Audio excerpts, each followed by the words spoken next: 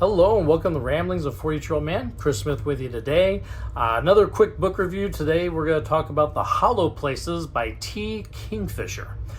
So T. Kingfisher is actually a pseudonym for author Ursula Vernon. Now Ursula Vernon does mostly children's and young adult stories. And the reason why she uses the pseudonym of T. Kingfisher for her adult work is to not confuse parents who are, wanting to find things for their kids by this author that they may like. And so her adult work is typically under this T. Kingfisher pseudonym, and seems to mostly, I haven't checked it all out. This is actually my first novel I've read of hers, but I've looked at some of those ones. There's typically some sort of a fantasy bent to them, some horror bents as well, but a lot of fantasy to it. And I am interested in checking out more of the stuff because this one was a pretty strong one, and see what else she's done on the adult side. But The Hollow Places revolves around a newly divorced woman. She moves back to her hometown, and her uncle owns a oddity museum with stuffed animals and Bigfoots and all sorts of weird items from around the world he puts in this place, and it has a basement that she can stay in while she's in town. So he offers her a place, and she's grateful to have a place to come stay. So she comes and stays, and while she's there, she finds a hole in the wall in the basement that leads to a completely different world. It's like a portal to a different world. And at first she's in there like, oh wow, this is so cool, it's so interesting. Everything looks kind of, everything's just slightly off. She finds a Bible that's just slightly off from our Bible, and so there's doors in this other world that lead to even more worlds. There's multiple worlds out there, but unfortunately, being that this is my kind of book, there's also horrors in this other world as well. And so a good chunk of the rest of the book is just dealing with the trying to get back.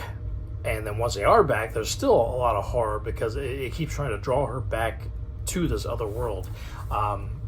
Very reminiscent of, if you look at think of Narnia books, but with a Stephen King eye.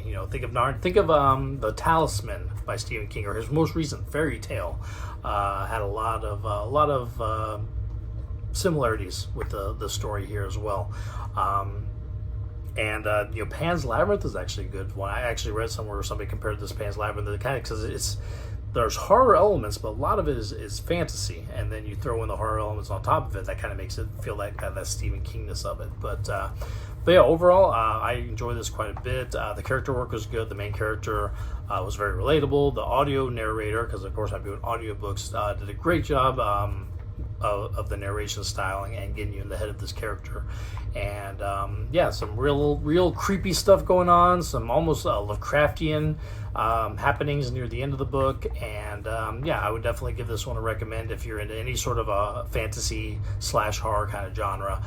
Anything, if you've enjoyed Stephen King's more fantasy type work, or the Narnia books, but you want there to be a little horror element, think Narnia meets Lovecraft. That's actually a good one. I should put that in the description field. But yeah, so that is The Hollow Places by T. Kingfisher.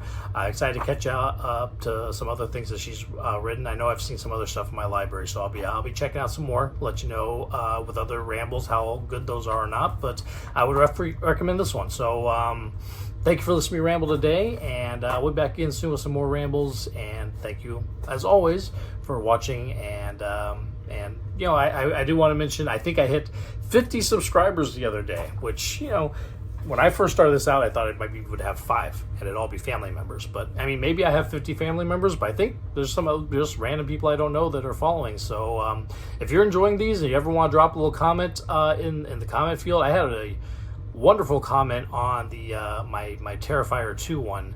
Not only about how fun they were finding the show, but even little pointers, because I'm not the strongest editor. I'm usually just here talking with a little picture next to me, but adding videos and other pictures as well is always good advice. The only thing I ever worry about is I don't want to ever hit a copyright infringement, so I'm always a little scared for that. But hopefully everybody's enjoying what I'm able to get out there, and I'll continue to do so until it's no longer enjoyable for me. So thank you everybody who's subscribed, thank you for everybody who's watched, and we'll ramble again soon. Bye now.